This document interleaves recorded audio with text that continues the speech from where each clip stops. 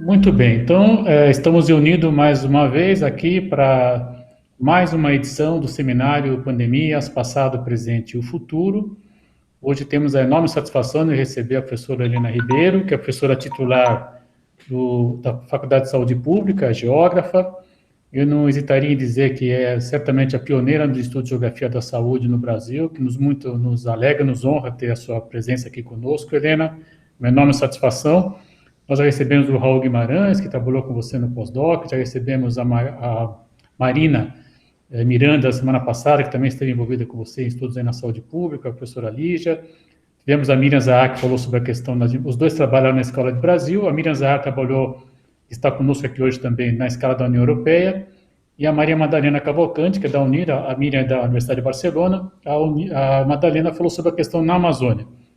E hoje temos a satisfação de receber a professora Helena para falar de um conceito muito importante, muito relevante, em função, inclusive, da própria atuação que ela tem como uma das fundadoras, e se me lembro bem, a primeira coordenadora do programa de pós-graduação em saúde global da Faculdade de Saúde Pública.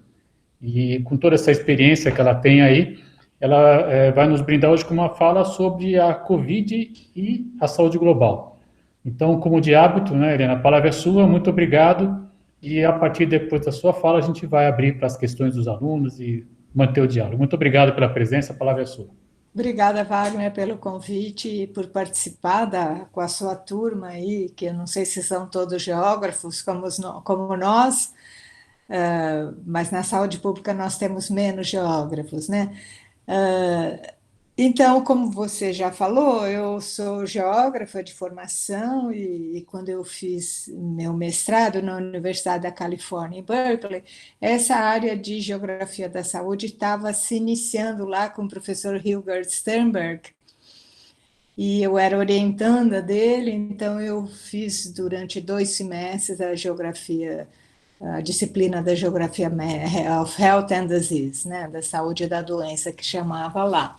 E era dada junto com a Faculdade de Medicina da Universidade da Califórnia também, então eu fiquei bastante fascinada com esse tema, e depois quando eu voltei para o Brasil, aí eu fui fazer o doutorado aí com o Tarifa no Departamento de Geografia, e estudar os efeitos da poluição do ar na saúde, que ele estava querendo estudar, né? Então foi aí juntei esses dois interesses da geografia e da saúde, e então tenho muita satisfação de participar desse encontro com geógrafos, né?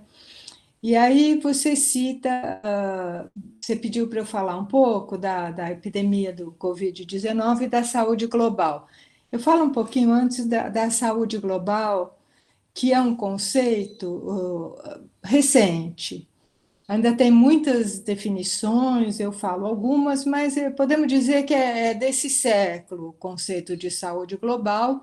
Alguns autores falam que ele é uma evolução do conceito de medicina tropical, que depois foi para a saúde internacional e depois para a saúde global.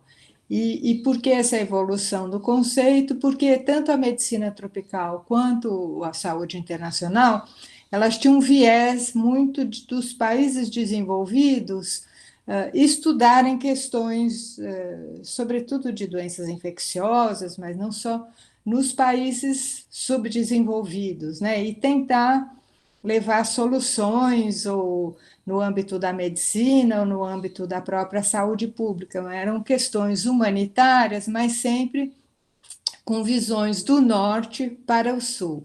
E o conceito de saúde global, ele vem um pouco na contramão disso, porque ele tenta abarcar também o conhecimento dos países do sul. Apesar de que, mesmo hoje em dia, dentro das concepções de saúde global, a gente vê em alguns países ainda essa diretriz de levar conhecimentos, levar intervenções para países da África, né, para países da África. Isso, sobretudo nas escolas americanas, que atualmente tem vários cursos, inclusive de graduação em Global Health, né? E que a ideia é formar mão de obra para estudar nos países mais pobres, né? E o que não é o nosso caso. Aqui nós trabalhamos dentro de uma versão em que a saúde global ela é a saúde para todos os povos do mundo. Então, é uma busca da equidade, é uma busca da cooperação, não só norte-sul, mas uma cooperação que pode ser do sul para o norte ou do sul-sul, já que hoje em dia não se usa tanto mais esse conceito de país desenvolvido, subdesenvolvido, né? Mas são países de menor e média renda, podendo contribuir também para países de alta renda, e nós, inclusive, temos recebido alunos de países mais desenvolvidos que vêm aprender aqui com soluções brasileiras, por exemplo, só cito algumas, né? Programas de alimentação escolar brasileiros que são modelo para o mundo todo, o modelo de tratamento de AIDS, e várias outras ações que foram desenvolvidas em países do Sul e que podem servir de modelo para outros países também. Mas, como eu disse, a saúde global, por que ela chama global? Ela não é uma saúde holística, que você pensa que engloba tudo. Ela também tem uma atuação interdisciplinar, ela não é um ramo da medicina, né? Ela é um campo da saúde pública, mas que trata das questões de saúde pública na escala mundial. E a preocupação é com a saúde de todos os povos do mundo, como eu falei, e o objetivo principal é a justiça em saúde, a equidade em saúde. Tem algumas outras definições que falam que a saúde global é estudar o efeito da globalização sobre a saúde. Tem outra definição que fala que a saúde global é aquela que estuda os problemas de saúde que são transfronteiriços, e isso é uma preocupação nossa. Então, são problemas que não podem ser resolvidos no âmbito de um único país, de uma única região.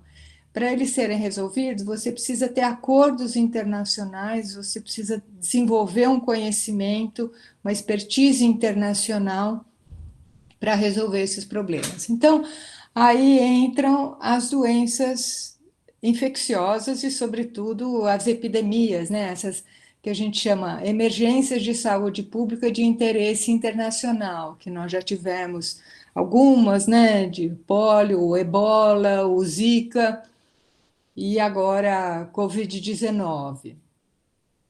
O que quer dizer isso de que exigem acordos internacionais? É que só um país ele não vai resolver o problema se ele não adotar procedimentos que outros já adotaram, se eles não adotarem procedimentos em fronteiras ou procedimentos médicos que já foram desenvolvidos em outros países, mas também tem essa preocupação com as diferentes realidades, né? Como nós temos no Brasil, nós temos ambientes altamente sofisticados, hospitais de ponta, né, que enfrentam essa epidemia de uma forma, mas também nós temos regiões bastante pobres com outras realidades socioeconômicas e que também precisam enfrentar essa epidemia. E como é que os governos vão trabalhar com essas diferentes realidades, né? Não só internamente entre os países, mas entre os países do mundo, né? Como é que os Estados Unidos enfrentam isso e como é que o Equador enfrenta isso, ou um país africano enfrenta isso, ou o Irã, né? Ou o Brasil com essa diversidade todas. Então, essa é uma vertente de estudos importante. E porque uma geógrafa estudando isso, ou criando um curso na Faculdade de Saúde Pública, a ideia foi minha, junto com o Paulo Fortes, que era um médico pediatra, que trabalhava com sistemas universais de saúde e estudava sistemas de saúde em outros países do mundo, né?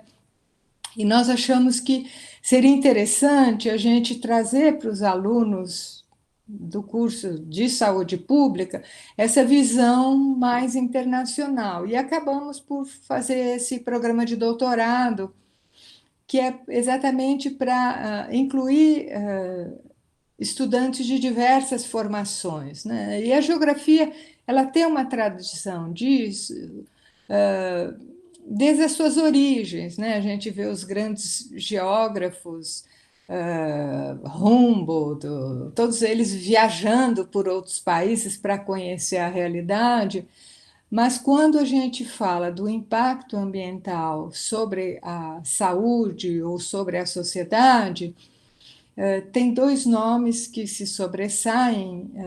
Um é o George Perkins Marsh, ainda no século XIX, 1840, 50, que escreveu Man's Role in Changing the Face of the Earth, né, o papel do homem em mudar a face da Terra. E o Carl Sauer, perdão, o Carl Sauer, ele coordenou o seminário que é Man's Role in Changing the Face of the Earth. E o Karl Marx, ele estuda geografia física modificada pela ação do homem, Physical Geography as Modified by Human Action, em que ele estuda o desmatamento dos Alpes como tendo provocado enchentes em toda a Europa e um desequilíbrios ambientais. Então, já existia essa preocupação transfronteiriça, mostrando que uma ação num país pode ter consequências para outros países. E eles tiveram papel líder no movimento ambientalista que surgiu, sobretudo, primeiramente na Califórnia, né? O Carl Sauer teve um papel fundamental nisso, em mostrar que os problemas ambientais, longe de serem locais, eles eram problemas globais que poderiam afetar toda a humanidade, né? Então, juntando isso com a saúde pública, a ideia é ver como essa escala global pode trabalhar as questões de saúde de uma forma em que você tem uma diversidade maior de situações, você tenha formas diversas de encarar os problemas, mas você também tenha formas diversas de se unir e de tentar soluções, né? Você tem uma realidade muito mais rica e interessante. Mas mesmo dentro da saúde global, hoje em dia, a gente vê que ainda são poucos países que têm cursos de saúde global. Aqui na América Latina, o nosso é o único que existe em nível de doutorado, mas existem vários mestrados no México, e Peru, Chile, Colômbia, né?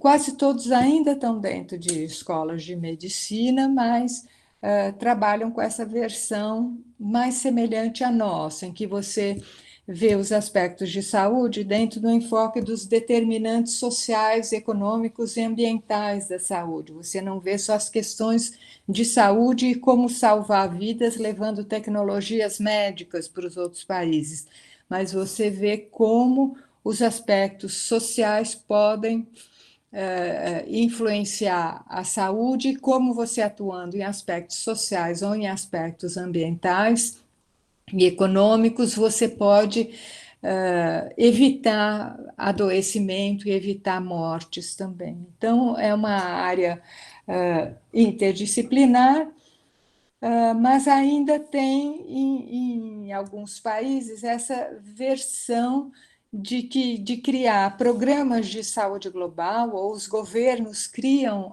órgãos de saúde global pensando na sua segurança, né? Para evitar que as epidemias entrem em seus países, então eles vão estudar, sobretudo, doenças infecciosas para proteger as suas populações. Na nossa concepção, é mais de querer a equidade e a solidariedade entre todos os povos do mundo para que o mundo inteiro se desenvolva com pessoas com saúde, né? E a saúde é vista como um direito humano.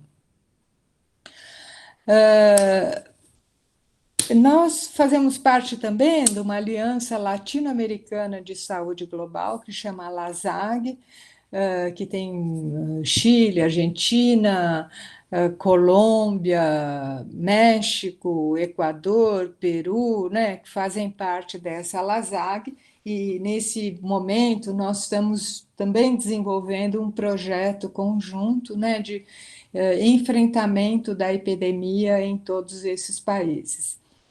E aí então entra o tema, né, da Covid-19.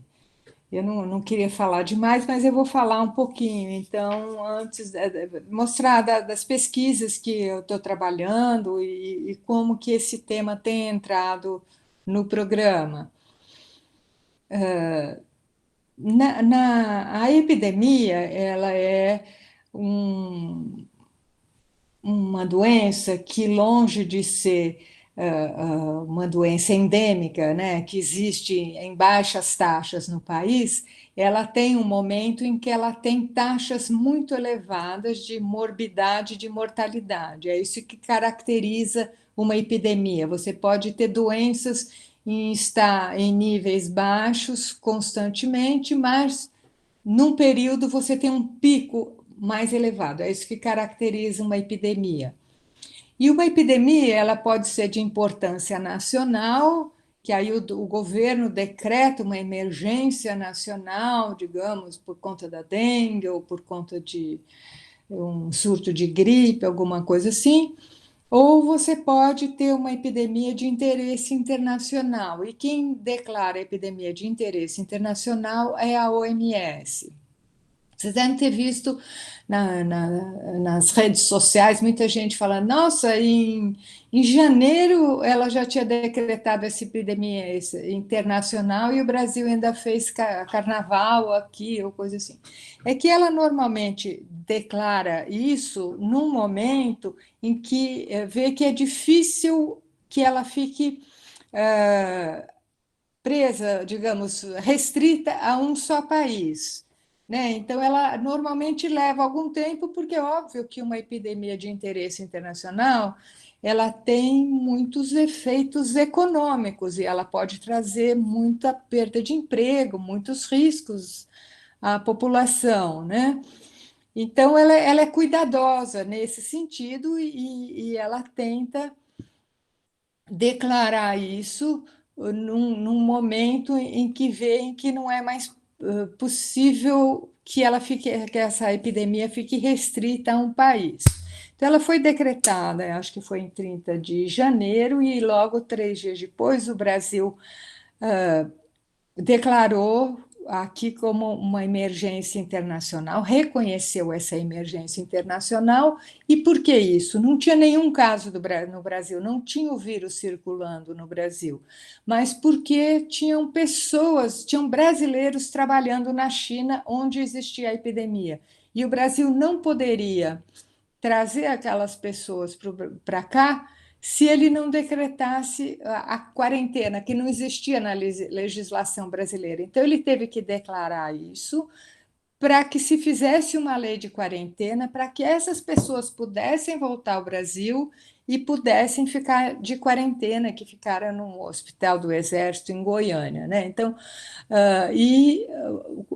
por que também? É para começar a treinar o sistema de saúde brasileiro em fazer exames laboratoriais para identificar esse vírus se ele aparecesse no Brasil. Então, foi uma preparação que só o sistema de saúde fez e, obviamente, não fazia sentido nenhum você restringir as atividades da população naquele momento, né, em que você não tinha nenhum caso registrado no país. É só mais tarde, no final de fevereiro, né, acho que foi 26 de fevereiro, que aparece o primeiro caso no Brasil de um empresário que tinha vindo e foi no Hospital Albert Einstein. Então, era um caso que pôde ser controlado. Ele tinha vindo do exterior, então pôde ser controlado entre ele e seus familiares, mas em seguida começaram a aparecer outros casos, em princípio em São Paulo e sempre no mesmo hospital, de pessoas que vinham do exterior. Mas é óbvio que isso não ficou restrito aqui em São Paulo, né? Teve um caso, dois casos, né, de festas de pessoas de alta roda, né? Um foi na Bahia, num hotel de luxo, um grupo pessoal de São Paulo que foi casar lá e tiveram convidados que vieram do exterior e que levaram o vírus para a Bahia, né, chegando da Itália ou dos Estados Unidos, que tinha ido esquiar e tal. E depois teve um casamento no Rio de Janeiro também, no Country Club, que é um clube mais refinado lá do Rio também, e que nesse casamento vieram convidados de outros países também, e só nesse casamento parece que 60 pessoas se contaminaram e vários morreram, ficaram internados. Então, assim, a epidemia estava muito restrita em níveis altos de renda, em hospitais particulares e tal. Mas é óbvio que é difícil já a essa altura você começar a controlar todas as pessoas que tiveram comunicação com os outros nessas festas, o garçom, o manobrista, não sei o quê. Então, rapidamente, o que se viu foi a disseminação comunitária do vírus. E isso levou praticamente um mês, né? Então, foi lá pelo dia 20 de março, né, que São Paulo começou a preparar o seu distanciamento social, mas já em 13 de março fechou as escolas e recomendou que as crianças ficassem em casa, exatamente para tentar evitar a maior contaminação nesses bolsões de pobreza maiores, que seriam mais difíceis de serem controlados, né? E aí a gente vê, então, que a disseminação de uma epidemia, ela tem muita relação com a geografia, né? Eu acho que eu vi a aula do Raul, aí a palestra do Raul, mostrando como em São Paulo ela está se dando via estradas, mas ela se deu primeiro via avião, né? E se dá hoje em dia via estradas, assim como ela se deu com a AIDS. Eu não sei se alguém de vocês já estudou a disseminação da AIDS no mundo, foi o tempo que eu estava começando ainda em geografia da saúde, e tinha uns mapas muito interessantes, que no princípio ela dava um salto, porque ela ia de avião, né? Então, de São Francisco para Nova York, mas ela tinha populações específicas, né? Vulneráveis, eram grupos vulneráveis, ela não se transmitia em comunidade pelo ar, que é diferente agora que se transmite pelo ar. Então, agora ela se transmite em saltos por avião, mas ela se transmite muito por estradas. Na época, a AIDS também ela se transmitiu muito por estradas em São Paulo, e os caminhoneiros eles ficaram muito estigmatizados, porque os municípios começaram a dizer que eles que levavam AIDS para os municípios, né? E é o que está acontecendo agora também com o coronavírus, né? Em que os postos de gasolina, os restaurantes nas estradas estão fechados e não deixam caminhoneiro entrar, achando que eles que vão levar os vírus e tal. Então, tem esse aspecto demográfico, mas também tem alguns aspectos ambientais, tem aspectos de saneamento, né? Nos aspectos ambientais, a gente pode ver muito, assim, como iniciou a epidemia no mercado de Wuhan. Eu não sei se vocês tiveram a oportunidade de ver aquele mercado. Eu vi um vídeo da TV australiana mostrando como funciona todos os animais selvagens engaiolados, em péssimas condições sanitárias, coitados, né? E sendo mortos lá no lugar para as pessoas comerem. Então, essa relação do homem invadir,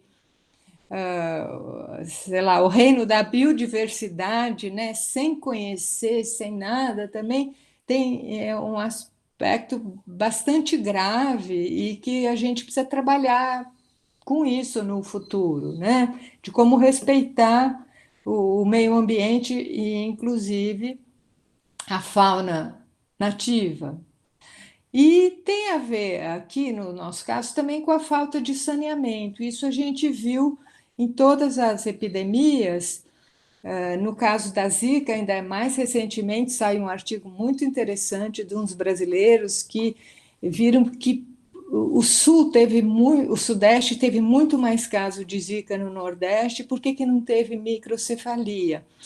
E eles tiveram como uma hipótese que poderiam ser as cianotoxinas, que são causadas pela cianobactéria, que é uma alga que se prolifera em reservatórios eutrofizados, né, que tem matéria orgânica, que não tem tratamento, né, que tem muito esgoto ou coisa assim.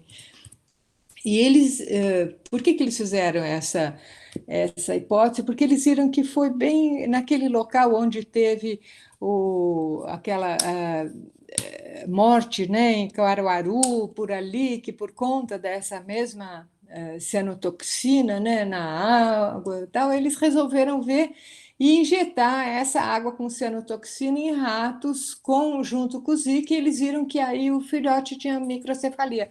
Porque a microcefalia ela ficou muito restrita no Nordeste, nesse local de falta de água. Então, eles estão estudando esses casos agora, então só está provado ainda em animais, né, que a microcefalia tinha muito que ver com a proliferação de algas tóxicas também, por conta de falta de saneamento.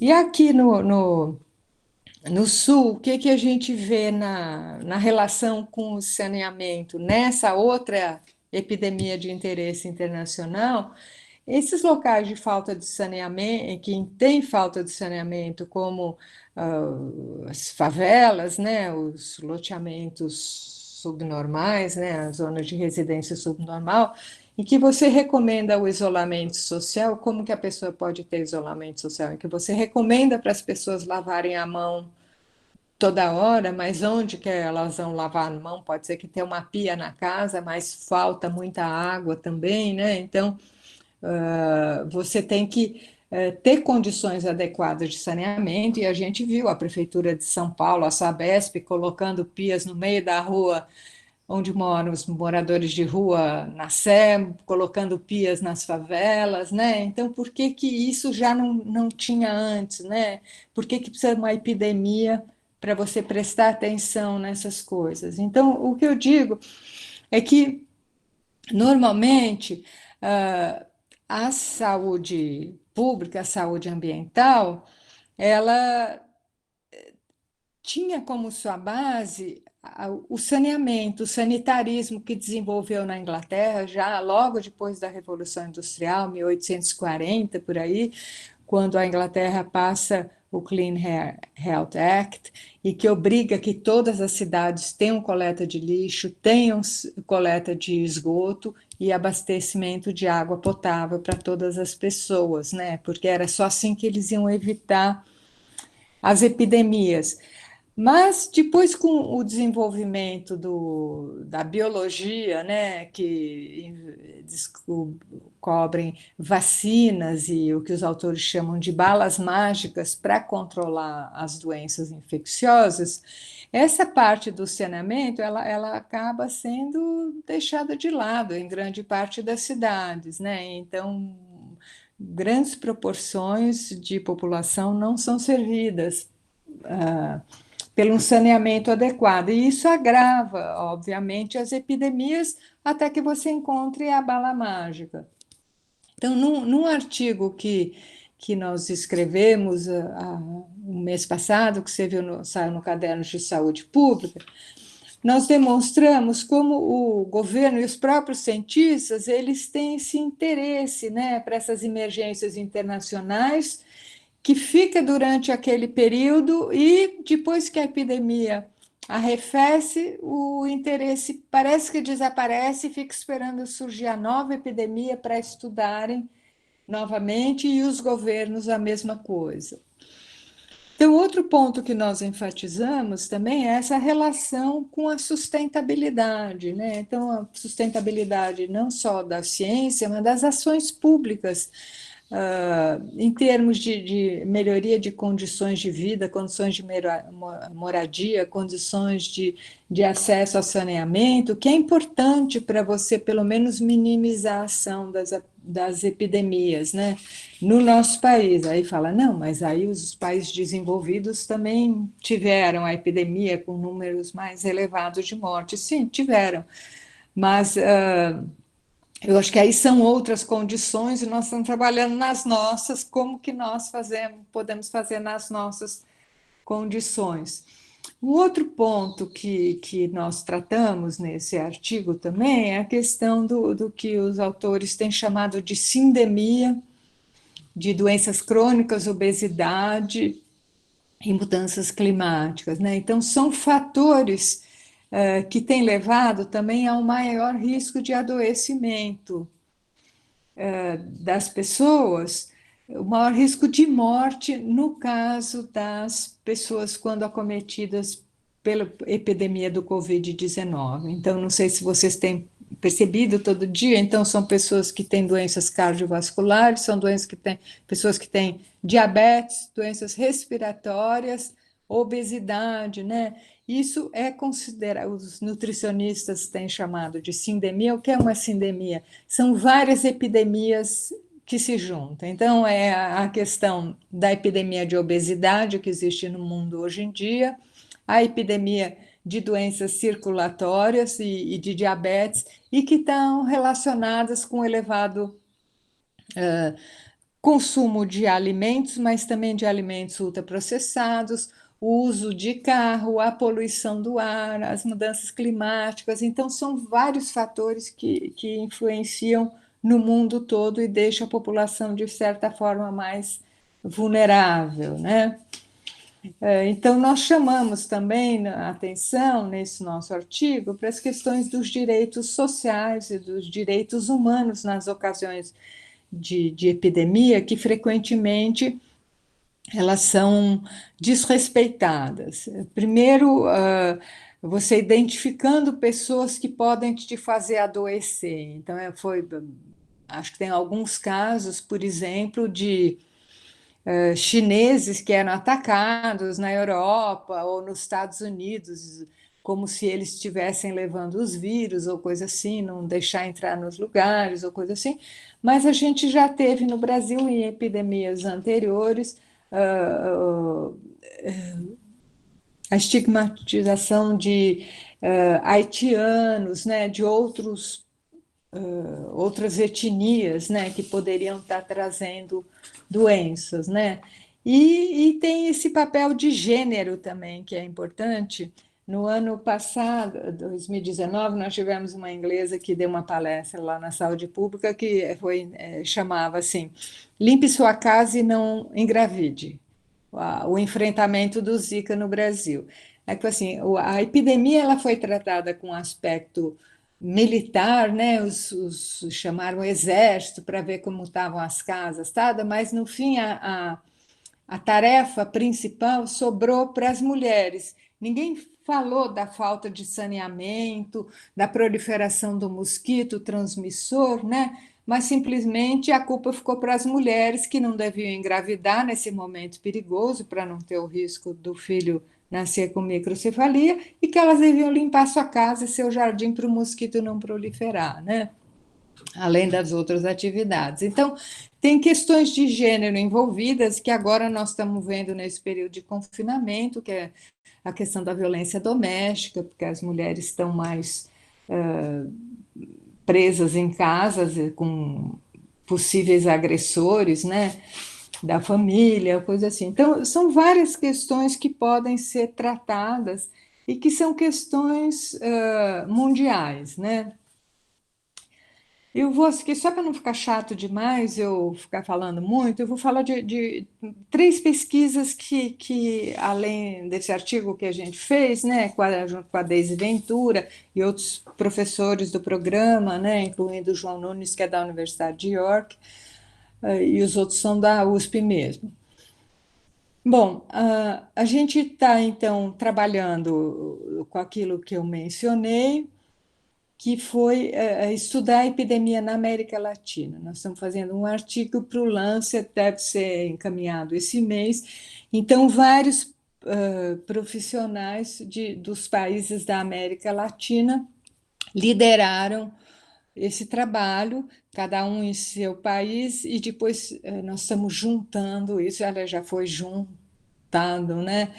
e comparado. Então, os países da América Latina, de uma maneira geral, eles adotaram os protocolos da OMS, até alguns um pouquinho antes, com outros um pouquinho depois, alguns com mais força, alguns com menos força, mas de uma maneira geral tiveram um enfrentamento semelhante na epidemia, mas os resultados não foram iguais a todos e dependia muito do tipo de sistema de saúde, das condições de saneamento nos países, condições de aglomeração e de moradia, né?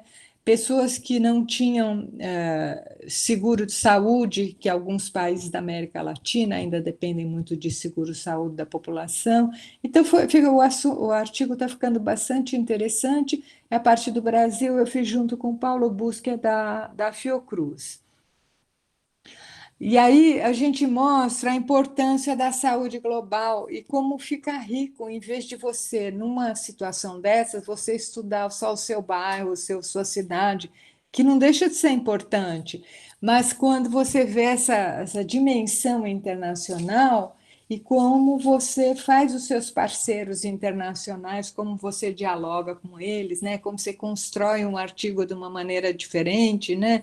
Que é via internet, cada um faz um trecho, manda, volta, devolve, critica, um fala, não, eu não acho isso, outro não acha aquilo, diferentes visões políticas também, né? Mas é interessante chegar nesse consenso da versão final do artigo, é muito bom para a gente, enquanto professor e pesquisador, né? E bom para a ciência também. E é bom também para a gente publicar em bons periódicos, né, com JCR, com fator de impacto internacional, que muitas pessoas vão ler os seus trabalhos, né? É legal isso. Bom, falando agora então de uma segunda pesquisa que eu estou envolvida ainda, mas já foi aceito o artigo para publicar, é em relação à carência de vitamina D. Nós temos um projeto que são 4 países do mundo: a Inglaterra, Brasil, Austrália e Estados Unidos, que nós estamos estudando o que os autores chamam a pandemia também de carência de vitamina D. A vitamina D, ela é chama vitamina, mas na verdade ela é um pré-hormônio e que é muito necessária e ela sempre foi estudada para a saúde músculo-esquelética, né? Que é para não a osteoporose ou raquitismo em criança. Em décadas passadas, a vitamina D era administrada para prevenir raquitismo em criança. Mas 80% da vitamina D ela vem da radiação solar. Então, as pessoas que tomam sol suficiente, que seja 15 minutos por dia, em cima da sua pele, né? Não em cima da roupa ou nem através do vidro, ela consegue ter níveis adequados de vitamina D. Então, de uma maneira geral, além disso, você pode conseguir via alimentação, que são peixes oleosos, que são ricos em vitamina D, ovo, carne vermelha e cogumelos. São os principais alimentos que têm vitamina D, mas eles são capazes de suprir até 20% só da vitamina D que o seu organismo precisa. Então, nós estávamos estudando isso nesses 4 países, mas nós escolhemos cidades para trabalhar. Então, a Austrália é Wollongong, na Inglaterra é Surrey, São Paulo. Em vez de pegar São Paulo, que tinha um tamanho muito maior do que as outras, nós acabamos optando por fazer o estudo em Araraquara, que é uma cidade chamada Morada do Sol, para ver a prevalência de vitamina D em mulheres em processo de envelhecimento. Então, pegamos mulheres sadias e estudamos, fizemos exame de vitamina D numa amostra de mulheres de diferentes classes sociais, ocupações e coisas assim, e estavam com os resultados para publicar. E aí, faz um mês e pouco, quando a epidemia começou a esquentar na Europa, nós lemos um artigo de uns profissionais italianos, médicos italianos, ortopedistas, e que eles lançaram a hipótese de que há vários estudos mostrando que a carência de vitamina D deixa as pessoas muito vulneráveis às doenças respiratórias infecciosas. E que o norte da Itália tem uma carência muito grande de vitamina D em mulheres idosas, que essa podia ser uma das razões delas estarem morrendo tanto lá, né? E aí começou uma coisa nas redes sociais mandando todo mundo comprar vitamina D, e se faltava vitamina D, e tomando doses maciças sem ter uma comprovação científica se isso era verdade ou não, né? Então, esse nosso grupo, que é formado por nutricionistas e médicos da Universidade de Surrey, eu faço aqui em São Paulo, mas tem a médica Patrícia Rondó, que é da minha equipe também, e tem mais duas alunas geógrafas, e a equipe da Austrália, nós resolvemos fazer um artigo em revisão da literatura sobre isso, para ver se era verdadeira essa hipótese, né? Primeiro, nós entramos em contato com os médicos lá da Universidade de Turim, e eles nos mandaram o estudo, e eles mesmos falaram: não, isso é uma revisão de literatura que a gente fez, nós não é comprovado cientificamente, nós não estudamos os pacientes e tal. E nós então fizemos uma busca bibliográfica vendo doenças respiratórias, e nós fizemos uma revisão da literatura mostrando que tem vários estudos experimentais, mas sempre em ratos, em animais, mostrando que o nível adequado de vitamina D e a suplementação com vitamina D torna-os bem mais resistentes a doenças infecciosas respiratórias, né? Então, nós fizemos um artigo sobre isso, mas mostrando que ainda os resultados são cautelosos e que não justificavam as pessoas ficarem tomando doses imensas de vitamina D, que isso poderia fazer até mal para a sua saúde, né? E o artigo já foi aceito, ele deve estar sendo publicado em alguns dias, mas que era interessante as pessoas se exporem ao sol nesse período de confinamento, era importante que fique na janela, nas varandas, que respeitem o confinamento, mas que se exponham ao sol para ter níveis adequados de vitamina D.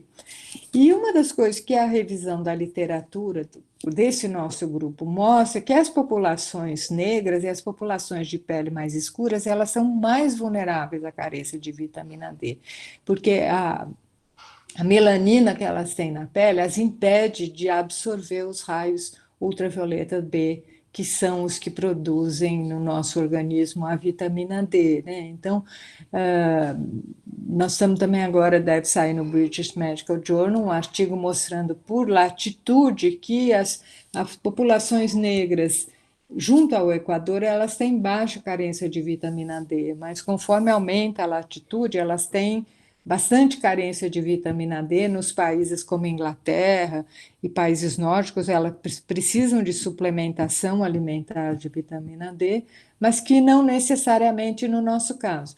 Mas o que nos surpreendeu é que essa pesquisa que fizemos em Araraquara deu que os níveis de carência de vitamina D entre 100 mulheres era de 15% delas, e principalmente entre profissionais de saúde, profissionais de beleza também, que eu acho que ficam no trabalho o tempo inteiro e não tem horários para se expor ao sol, mas os níveis eram mais altos em população parda, era 25% das mulheres com mais de 35 anos, elas tinham carência de vitamina D, né? Então, mostrando que realmente esse é um problema, e que precisa, de certa forma, ser enfrentado para torná-las mais resistentes, né? Porque aumenta a imunidade das pessoas e tal. Então, esse é um segundo estudo que a gente fez, assim, de pesquisa, né? De levantamento de campo, como a gente fez o outro que foi da América Latina, que nós levantamos todos o enfrentamento, né, de números de respiradores e leitos e médico e tudo que cada um dos países tinha, né? Então teve um trabalho assim de campo. Esse da vitamina D também foi um pouco de campo e de literatura.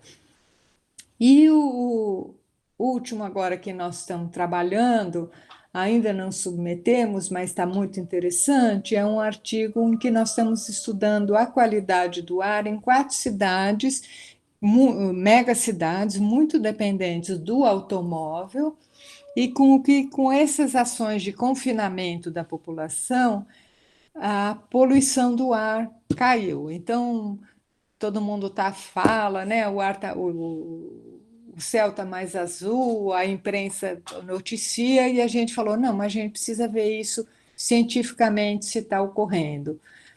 Então, nós temos um grupo que são 3 docentes da Faculdade de Saúde Pública, mais um aluno de doutorado lá que é me orientando, que é norte-americano e trabalhava na Agência de Proteção Ambiental Americana, que tem bastante experiência nisso, uma professora da EASH e um professor da Unicamp. Nós pegamos 4 cidades do mundo, porque nós tínhamos facilidade de acesso aos dados dessa cidade. É muito difícil você conseguir os dados na hora, né? Assim, então, São Paulo, Nova York, Los Angeles e Paris. E esse estudo ficou bem interessante, né? Que nós estudamos só o mês de março, nós não vamos conseguir estudar efeitos à saúde, que era o nosso objetivo também, porque os dados não têm dados consolidados em nenhum país que possam ser fornecidos para a gente, né? Mas para vocês terem ideia, de monóxido de carbono caiu depois que foi decretado, a gente não chama lockdown, aqui é distanciamento social, né? Que as pessoas têm, stay in home, fique em casa e fique distante, né? Dessas 4 cidades, só Paris que teve o lockdown mesmo, que é proibido, você paga a multa, tudo, se você sair. As outras têm um distanciamento social semelhante a São Paulo, pedindo para a pessoa ficar em casa e proibindo o comércio de abrir, fechando parques, praias e prédios públicos, cinema, restaurante, tudo isso, mas a pessoa não é proibida de sair na rua. Então, em São Paulo, 40% do CO, né, que é monóxido de carbono, você teve uma queda durante o mês de março, depois de decretado o confinamento, né, que foi de 23. Los Angeles caiu 24%, Nova York 19% e Paris caiu 67%. Então, a gente precisa falar, essa cidade já tem níveis mais baixos que São Paulo, então a queda foi menor, com exceção de que Paris, que a queda ainda foi mais alta do que São Paulo. Em óxidos de nitrogênio, dióxido de nitrogênio, São Paulo caiu 25%, Los Angeles caiu 38%, Nova York caiu 24%, Paris caiu 39%, né? PM2,5, São Paulo caiu 12%, Los Angeles 37%, Nova York 27%, Paris 28%. A gente não pegou mês de abril porque a gente queria fechar os dados para poder trabalhar estatisticamente, né? Então, nós trabalhamos com as variáveis climáticas também, porque foi um período em que a gente teve muita falta de chuva, né? Então,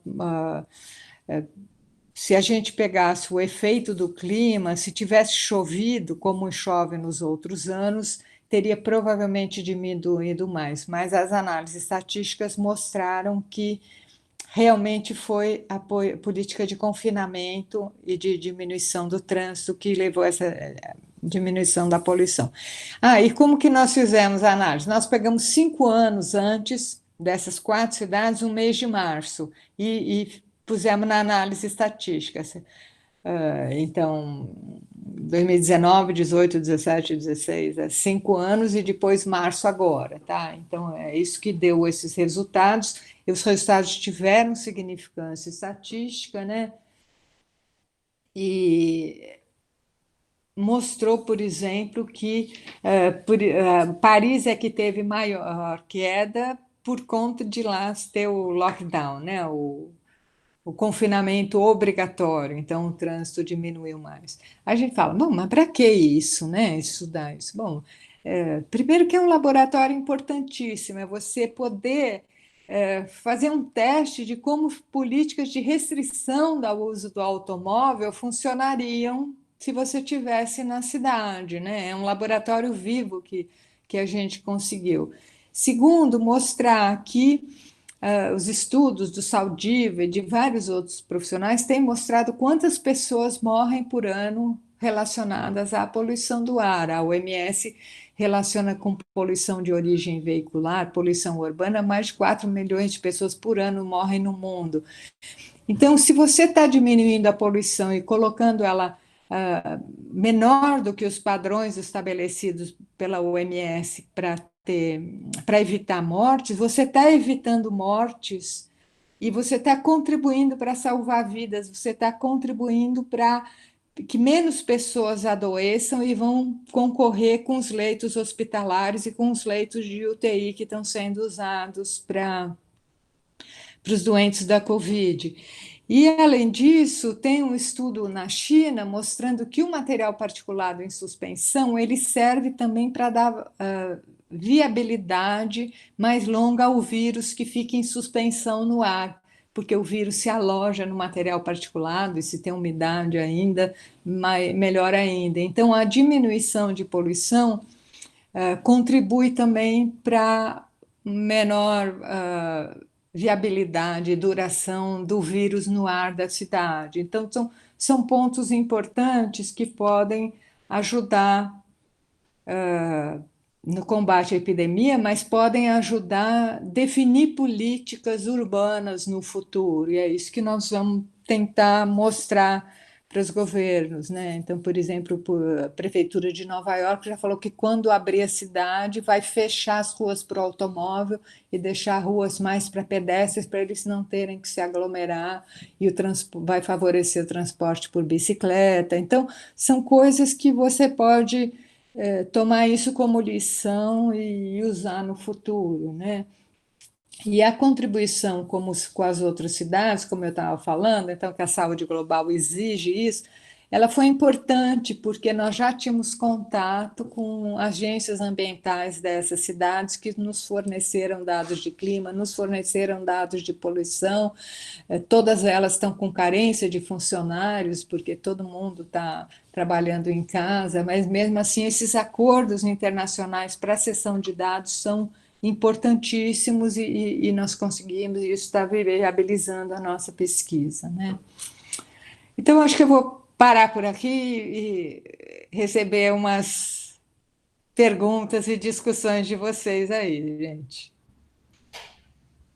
Nem sei se eu Helena, falei demais, quando o Wagner me falou até 1 hora e tanto, eu falei, Wagner, eu vou encher as pessoas, é muito tempo, não dá, né? Mas, em todo caso, falei demais. não falou demais. Eu gostei muito, não sei, os alunos vão poder agora fazer questões, mas meu ponto de vista foi extremamente didático, muito claro, né? Agradeço muito a sua fala, porque você foi desde a parte conceitual do que é saúde global, os diversos conceitos, a complexidade que é trabalhar esse tema em termos conceituais, trouxe um tema que para mim é muito caro, muito importante, que é a questão transfronteiriça, que é meu tema de pesquisa com água e os conflitos, como você sabe, até tive a honra de ser lembrado por você para dar, acho que aula inaugural no programa, fiquei muito Isso. foi algo para mim, um momento muito importante da minha trajetória. E depois, quando você entrou na Covid, trazendo aí aspectos diversos, né, e a questão da urbanização, e ao mesmo tempo trazendo um aspecto que ninguém havia comentado ainda, né, a questão de gênero, como as mulheres acabam sendo, de alguma forma, mais afetadas com outros efeitos para além da Covid, inclusive, e em especial, lamentavelmente, a violência urbana. Eu acho que esse aspecto também é muito salutar. E aí, ao final, trazendo esse show de pesquisas em andamento, enfim, 3 artigos já na ponta da agulha, né? Isso é muito bom, isso mostra para os alunos que a gente tem que trabalhar, sim, sempre em que pese as condições adversas, é possível fazer pesquisa, e o que é mais importante também de tudo isso, eu acredito que você reforça para os nossos alunos a importância de trabalhar em rede, né? Acho que aí fica muito claro pelas parcerias que você tem com colegas da América Latina, mas não apenas, também países de língua inglesa, diversos polos, né? Citando Austrália, Estados Unidos da América, Reino Unido, enfim. é uma rede, de fato, que é como se deve trabalhar hoje, como nós devemos fazer pesquisa competitiva hoje, no sentido bom da palavra competitiva, ou seja, pesquisa que leve à interpretação da complexa condição que nós estamos assistindo, independente da Covid, que eu acredito que aí ela só traz um caráter emergencial e mais preocupante, e aí é evidente que o trabalho que a professora Helena realiza lá na Faculdade de Saúde Pública da maior relevância, da maior importância, e eu, como geógrafo, fico muito orgulhoso e satisfeito de saber que a geografia, com toda a sua tradição, que vem lá, os autores que ela acabou de citar, traz elementos para que a gente possa também estar refletindo sobre essa condição contemporânea e, inclusive, associando com outros problemas que tivemos no passado, como o Zika, a própria questão da AIDS, que para essa geração que está aí, ele é algo muito longe, eles não têm noção do que foi a AIDS nos anos 80, eles não tinham nem nascido, né? Como é que isso tudo, naquele momento, surgiu, e uma série de questões que vinham associadas à pandemia, e hoje, numa situação que aí eu concordo com você, é ainda mais grave, porque estamos diante de uma pandemia que se prolifera pelo ar, né?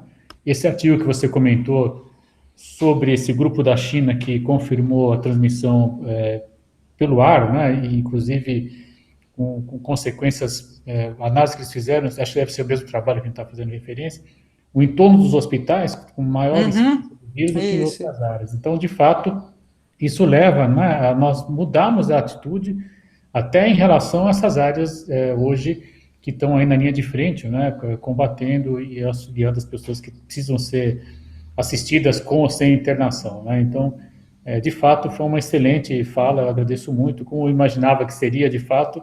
E quando a professora falou, mas uma hora é muito tempo, eu falei, você vai falar mais de uma hora, eu tenho certeza, não falta o que dizer. E, enfim, a gente tem também um combinado com os alunos aí de ouvi-los, né, seja por meio do chat, seja por meio de questões diretas, e eu fico aqui, então, abrindo a palavra para quem quiser, como a gente tem feito usualmente, só pedir aqui no chat, a Miriam, a professora Miriam de Barcelona está se inscrevendo, então, enquanto a Miriam faz a sua questão, obrigado pela presença, Miriam, e esteve conosco já há 2 semanas falando da União Europeia. Por favor, Miriam, enquanto ela fala, outras pessoas que quiserem se inscrever, por favor. Pode abrir o microfone, então, Miriam, por favor. Boa tarde. Boa tarde, Wagner. Boa Olá, tarde, Miriam. a Helena respondendo. Escuto, Boa Miriam. tarde, agora. De repente, a tela ficou... Agora. Agora Boa já tarde, Alguém sem querer Wagner. Boa compartilhar. tarde, Pronto. Helena. Boa tarde a todos. É um prazer estar aqui, participar de mais essa sessão.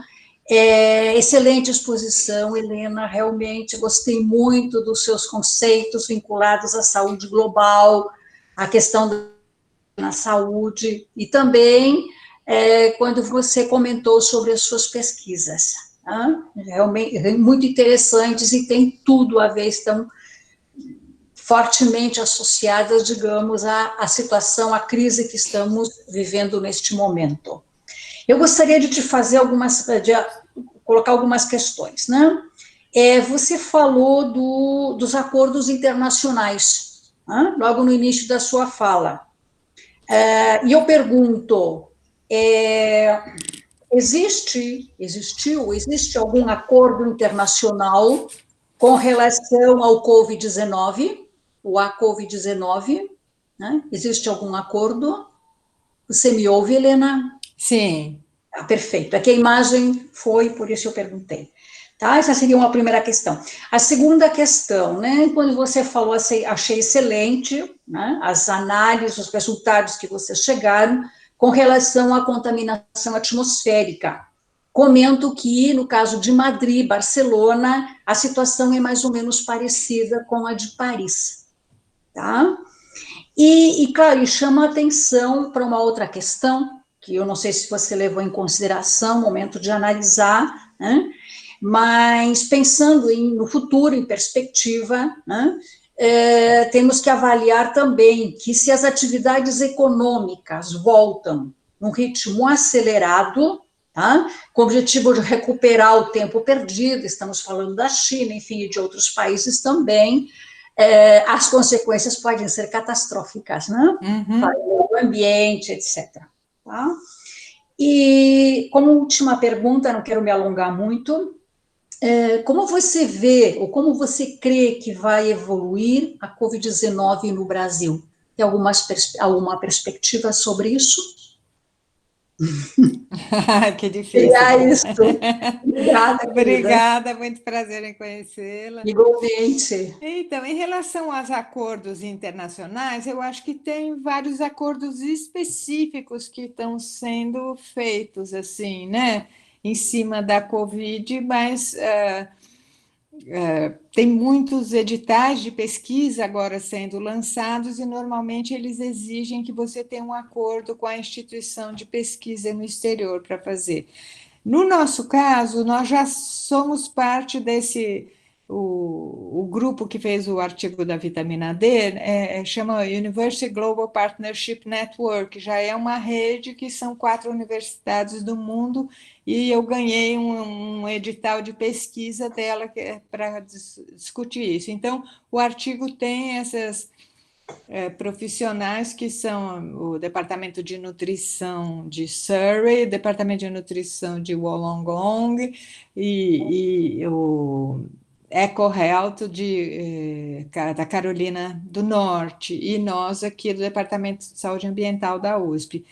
Então, nós já temos o acordo com ele. E o da América Latina, nós fazemos parte dessa rede, a ALASAG, Aliança Latino-Americana. Então, nós voltamos o acordo que a gente tem para essas pesquisas da Covid, que também é de uma hora para outra, mas eu acho que estão sendo facilitados os acordos e a assinatura de acordos em cima das pesquisas sobre a Covid-19 também. Desculpa, então não são acordos a nível de Estado, são acordos a nível de instituições de pesquisas, correto? Isso.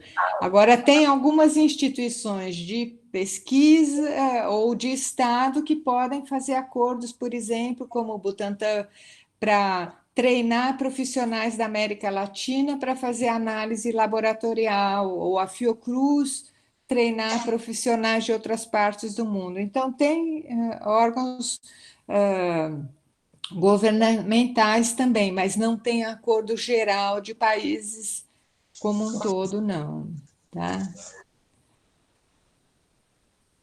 Eu acho que é isso, né? Ah, e o que que eu acho que vai acontecer com a Covid? Aqui não sei, viu?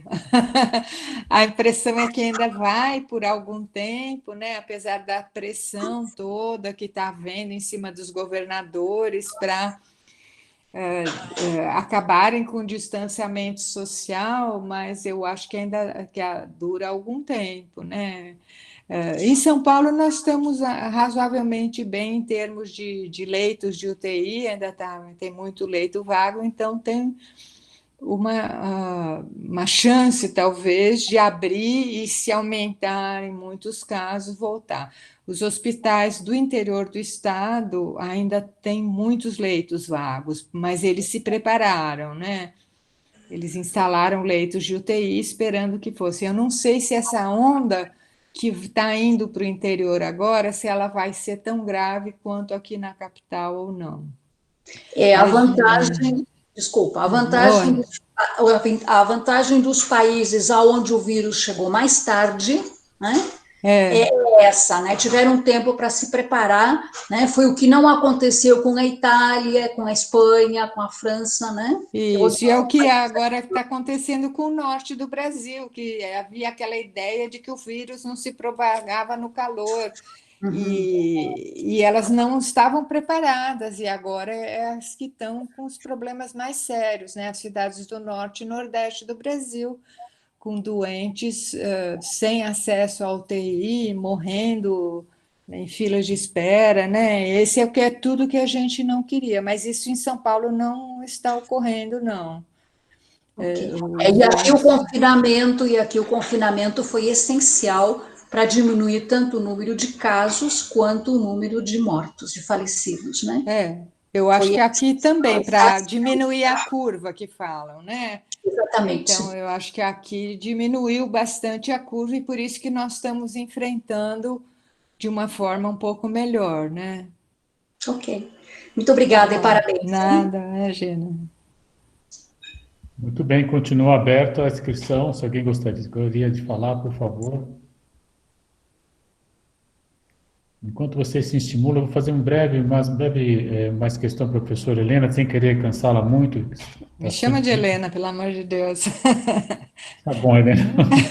Nós nos conhecemos há muito tempo também. A Helena também é da testemunha que eu tive cabelo no dia, não eram brancos, né? Mas enfim. É. Então, dizer o seguinte, que me parece que a maior relevância também de associar a expansão da Covid, né, esses processos de globalização que nós temos hoje, mas lembrar também que esse é um processo, acho que foi muito rica a sua fala, entre outros aspectos, que essa é uma maneira clássica de profusão de pandemias, né? Nós tivemos isso com a própria AIDS que você citou, mas também nas gripes anteriores, gripe espanhola, por exemplo, e o que eu gostaria que você talvez pudesse refletir para a gente, e aí é de fato uma reflexão, como é que a tradição recente, porque é uma coisa, como você mesmo disse, desse século, da saúde global pode nos preparar para evitar situações de profusão tão rápida de pandemias como essa, né? Em que medida que nós podemos associar aquela parte mais conceitual, complexa, né? Será que já conseguimos esboçar algum tipo de ação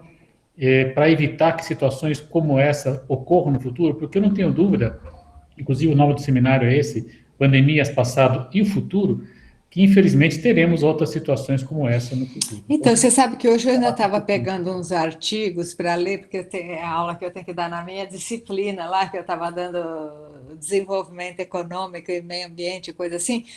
O que está aparecendo um pouco na literatura é a tal da desglobalização, né? Deglobalization.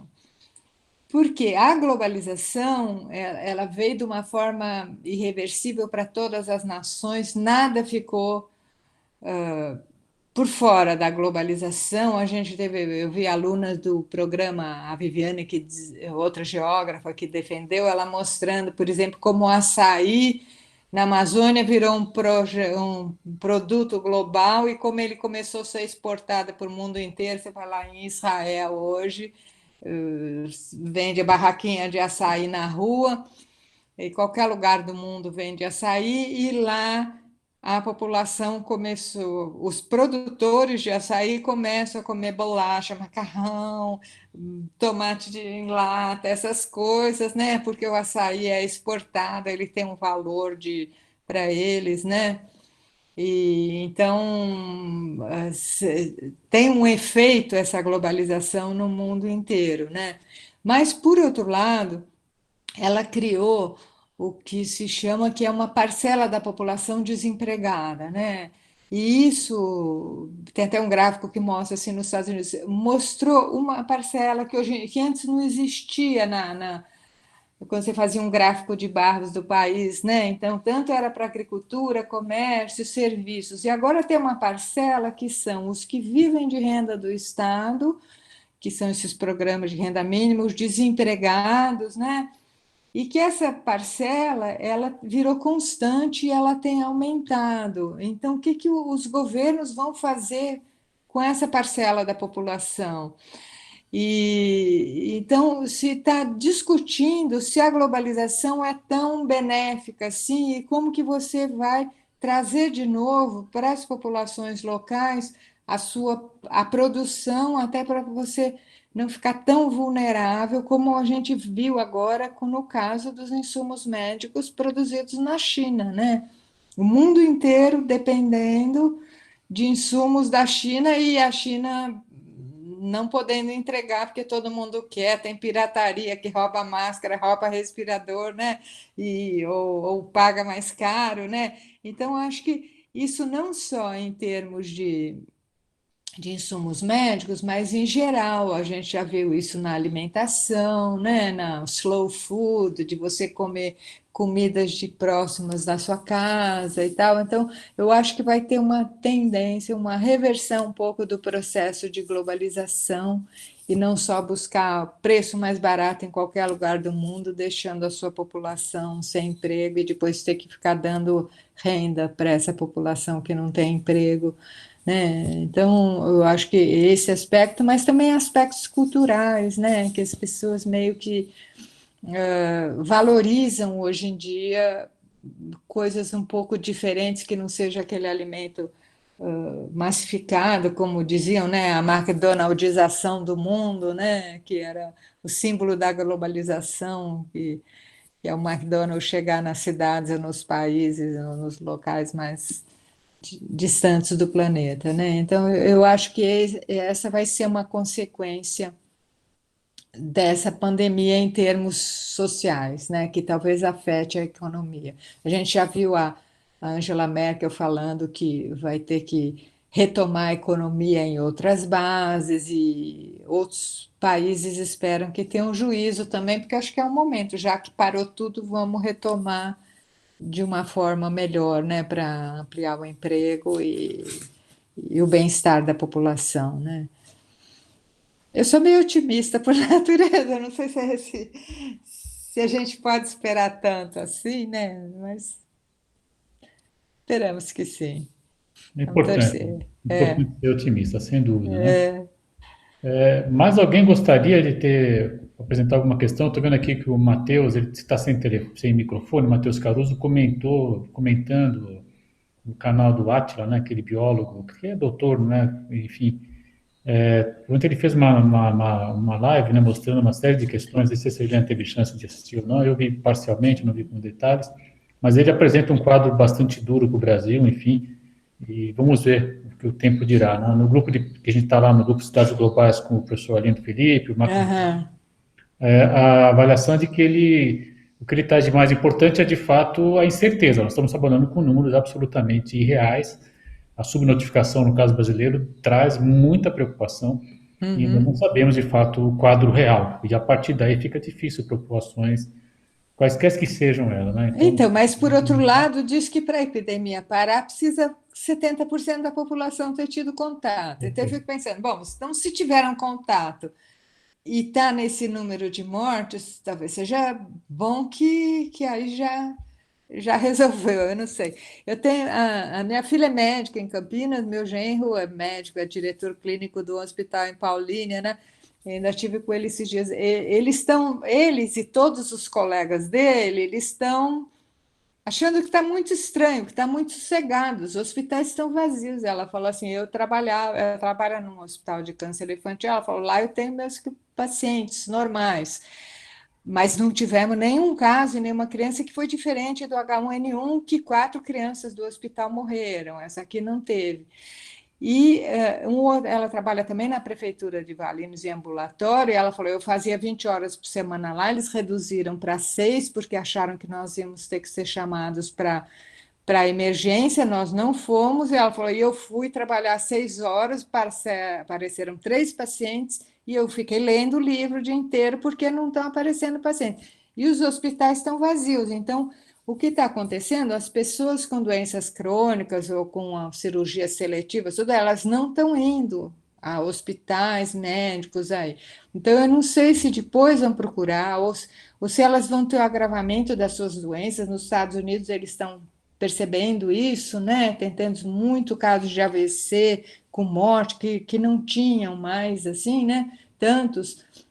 Então, eu não sei se isso vai acontecer aqui ou se realmente ela não está prosperando tanto no interior do estado, apesar da comunicação que se tem, ou se o distanciamento social está ajudando a controlar, né? Então, esperamos que seja assim, né? Que a curva arrefeça sem que temos mais muitas mortes. sem dúvida, esperamos. Acho que o caso de São Paulo vai render ainda muita literatura, muita discussão. Vamos ter aí um bom ambiente de discussão pós-Covid, né? Então, e os dados eles estão sendo registrados.